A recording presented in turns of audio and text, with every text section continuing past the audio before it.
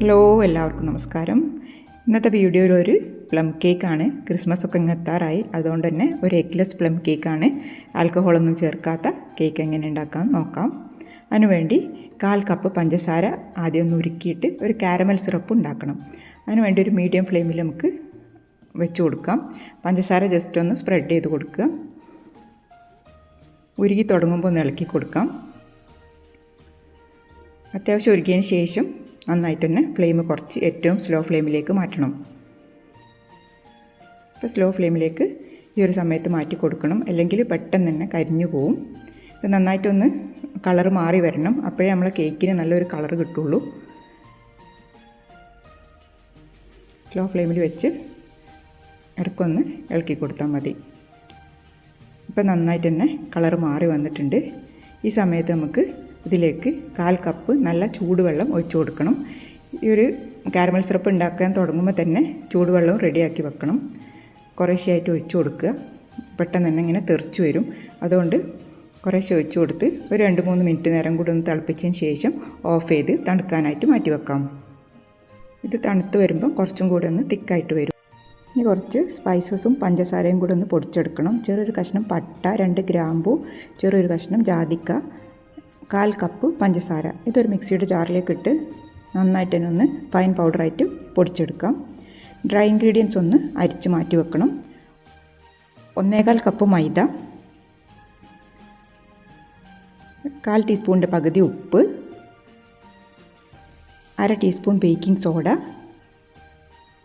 1 teaspoon baking powder. ഇതെല്ലാം കൂടെ 1-2 തവണ അരിച്ച് മാറ്റി വെക്കാം. ഇനി ഒരു ബൗളിലേക്ക് 1/2 കപ്പ് നല്ല തിക്കായിട്ടുള്ള അധികം പുളിയില്ലാത്ത തൈര് ചേർത്ത് കൊടുക്കാം. അതിലേക്ക് പഞ്ചസാര പൊടിച്ചത് ചേർത്ത് കൊടുക്കാം. തൈര് എടുക്കുമ്പം നല്ല തിക്കായിട്ടുള്ള സെറ്റ് കേട് എടുക്കാൻ ശ്രദ്ധിക്കുക. നന്നായിട്ട് മിക്സ് ചെയ്യണം. രണ്ടും നന്നായിട്ട് യോജിച്ച് വരുന്നവരെ മിക്സ് ചെയ്ത് കൊടുക്കാം.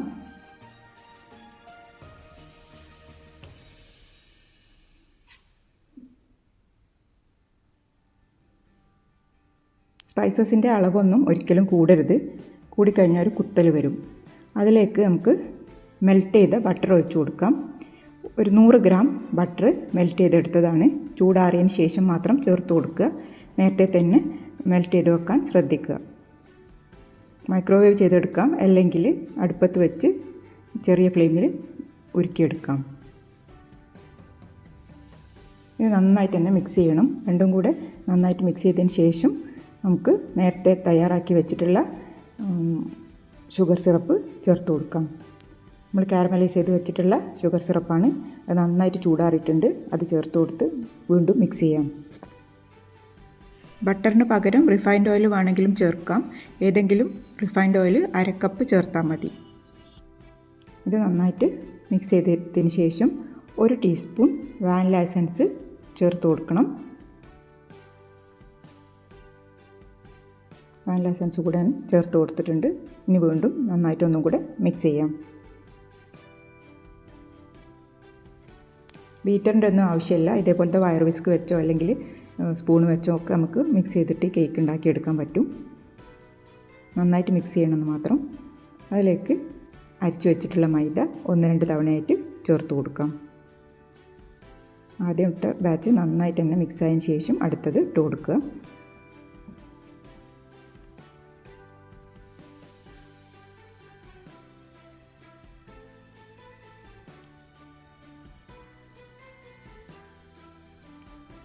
ഇപ്പോൾ നന്നായിട്ട് മിക്സ് ആയിട്ടുണ്ട്.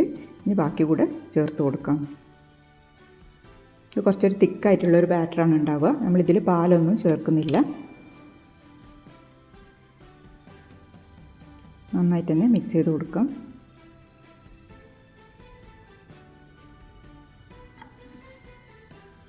നമ്മുടെ ബാറ്റർ ഇവിടെ റെഡി ആയിട്ടുണ്ട്. നേരത്തെ സോക്ക് ചെയ്ത് വെച്ചിട്ടുള്ള 1 കപ്പ് ഫ്രൂട്ട്സ് എടുത്തിട്ടുണ്ട്. ഇതിൻ്റെ റെസിപ്പി ഞാൻ നേരത്തെ അപ്ലോഡ് ചെയ്തതാണ്. അതിൻ്റെ ലിങ്ക് ഞാൻ ഡിസ്ക്രിപ്ഷനിൽ കൊടുക്കാം. 1/4 കപ്പ് നട്ട്സും ചോപ്പ് ചെയ്തെടുത്തിട്ടുണ്ട്. ഇനി ഫ്രൂട്ട്സിലേക്ക് ഒരു 1.5 ടീസ്പൂണോളം മൈദ ഒന്ന് മിക്സ് ചെയ്ത് കൊടുക്കണം. ഇത് ഫ്രൂട്ട്സ് കേക്കിൻ്റെ താഴെ പോയി നിൽക്കാതിരിക്കാൻ വേണ്ടിയിട്ട് കുറച്ചൊന്ന് മൈദ തൂവി ഒന്ന് മിക്സ് ചെയ്തെടുത്താൽ മതി. നന്നായിട്ടൊന്ന് മിക്സ് ചെയ്തതിന് ശേഷം നമുക്ക് ബാറ്ററിലേക്ക് ചേർത്ത് കൊടുക്കാം.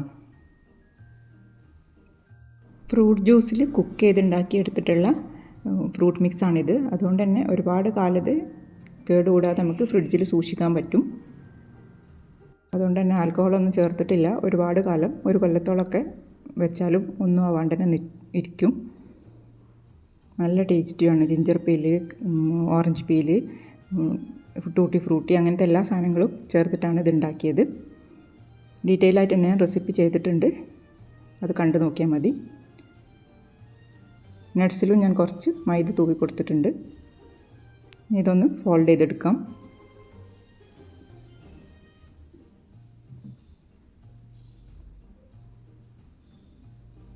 എല്ലാ ഭാഗത്തും ഫ്രൂട്ട്സ് എത്തുന്ന രീതിയിൽ ഫോൾഡ് ചെയ്ത് കൊടുക്കുക. അതിന് ശേഷം എടുത്തു വെച്ചിട്ടുള്ള നട്ട്സും കൂടെ ചേർത്ത് കൊടുക്കാം. ഇതും നന്നായിട്ട് ഫോൾഡ് ചെയ്തെടുക്കാം. ഈ സമയത്ത് തന്നെ നമ്മുടെ ഓവൺ ഒന്ന് പ്രീഹീറ്റ് ചെയ്തിടണം.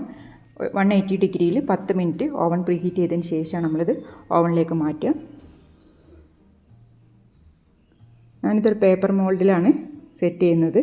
നിങ്ങൾക്ക് വേണമെങ്കിൽ 7 ഇഞ്ചിൻ്റെയും 8 ഇഞ്ചിൻ്റെയും പാത്രത്തിൽ ഇതിൽ ബേക്ക് ചെയ്തെടുക്കാൻ പറ്റും. രണ്ടിലായാലും പെർഫെക്റ്റ് ആയിട്ട് തന്നെ കിട്ടും. ഇത് പേപ്പർ മോൾഡ് ആയതുകൊണ്ട് ഇതിന് പ്രത്യേകിച്ച് ബട്ടർ പേപ്പറൊന്നും വെക്കേണ്ട ആവശ്യമില്ല. പകുതി ആയിട്ടാണ് 2 മോൾഡിലും ഒഴിച്ചു കൊടുക്കുന്നത്. ഫ്രൂട്ട്സ് സോക്ക് ചെയ്തതില്ല എന്ന് വിചാരിച്ചിട്ട് ആരും ട്രൈ ചെയ്യാണ്ടിരിക്കേണ്ട. ഇൻസ്റ്റൻ്റായിട്ട് നമുക്ക് ഫ്രൂട്ട്സ് സോക്ക് ചെയ്യാം. ഓറഞ്ച് നീരിൽ ഇട്ട് വെച്ചാലും തൽക്കാലത്തേക്കൊക്കെ നമുക്ക് കേക്ക് ഉണ്ടാക്കിയെടുക്കാൻ പറ്റും. പക്ഷേ ഇങ്ങനെ സോക്ക് ചെയ്ത് വെച്ച ഫ്രൂട്ട്സ് കൊണ്ട് ഉണ്ടാക്കുന്ന കേക്കിന് രുചി നല്ല വ്യത്യാസം ഉണ്ടാവും. ഇത് ഒരു പെർഫെക്റ്റ് ആയിട്ടുള്ളൊരു കേക്ക് തന്നെയാണ്. 2 മോൾഡിലും ഞാൻ ഇട്ട് കൊടുത്തിട്ട് ചെറുതായിട്ടൊന്ന് ലെവൽ ചെയ്തിട്ടുണ്ട്. ഇനി നന്നായിട്ടൊന്ന് ടാപ്പ് ചെയ്യണം. എയർ ബബിൾസ് ഒക്കെ ഉണ്ടെങ്കിൽ പോകാൻ വേണ്ടിയിട്ട് ഒരു 5-6 തവണയെങ്കിലും ടാപ്പ് ചെയ്ത് കൊടുക്കുക.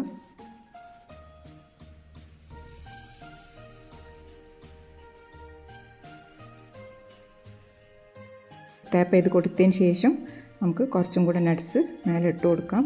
ഞാൻ കുറച്ച് ബദാമും കുറച്ച് ബ്ലാക്ക് റൈസിൻസും കുറച്ച് കാഷ്യൂനട്ടുമാണ് എടുത്തിട്ടുള്ളത്.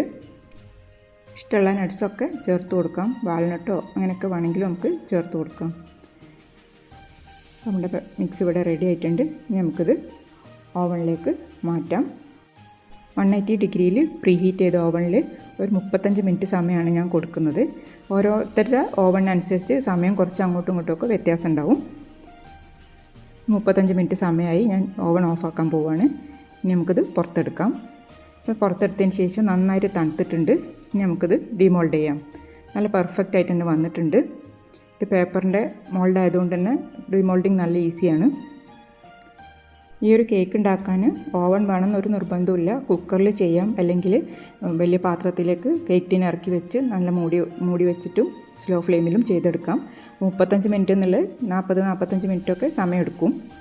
അപ്പോൾ നമുക്ക് നമ്മുടെ കേക്കൊന്ന് കട്ട് ചെയ്ത് നോക്കാം. പുറമേ നല്ല ക്രഞ്ചിയാണ്, ഉള്ളിൽ നല്ല സോഫ്റ്റ് ആയിട്ടുള്ള ഒരു പെർഫെക്റ്റ് കേക്കായിട്ട് തന്നെ വന്നിട്ടുണ്ട്. അപ്പം എഗ്ലെസ് കേക്കൊക്കെ ഇഷ്ടമുള്ളവരൊക്കെ എന്തായാലും ട്രൈ ചെയ്ത് നോക്കുക. ഇതിൻ്റെ ഉള്ളിൽ കാണുമ്പോൾ നിങ്ങൾക്ക് മനസ്സിലാവുണ്ടാവും, നല്ല പെർഫെക്റ്റാണ്. റെസിപ്പി എല്ലാവർക്കും ഇഷ്ടപ്പെട്ടിട്ടുണ്ടാവുമെന്ന് കരുതുന്നു. ഇഷ്ടപ്പെട്ടിട്ടുണ്ടെങ്കിൽ ഒന്ന് ലൈക്ക് ചെയ്തും ഷെയർ ചെയ്തും സപ്പോർട്ട് ചെയ്യണം. Thanks for watching.